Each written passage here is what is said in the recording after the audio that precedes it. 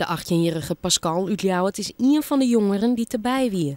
Hij kon haast net leeuwen wat de sneuwentenacht zeer toen er op stap wie. Bij de Doelensteeg werd er nog een jongen opgepakt. En die werd best wel hardhandig opgepakt met slaan en schoppen. Toen kwam op een gegeven moment ook nog een agent met een gummiknuppel bij en hondenbrigade. Pascal twijfelde net en pakte zijn telefoon erbij om een filmpje te maken. Want hij vond het net normaal dat de politie maar zijn vieven één arrestant ompakte.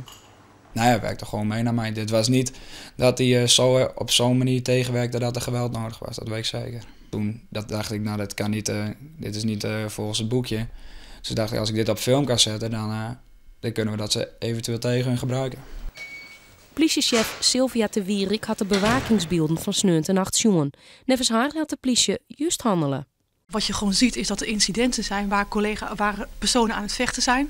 En onze collega's proberen die vechtersbaas eruit te halen.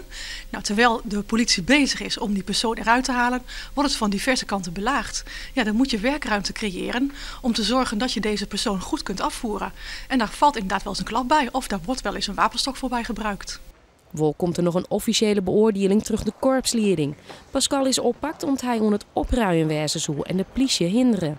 Hij had de nacht in de cel teruggebracht en moest zijn filmpje wissen. Toen kwam er een agent binnen die vroeg wat ik met het filmpje van plan was. Toen zei ik dat het voor eigen gebruik was.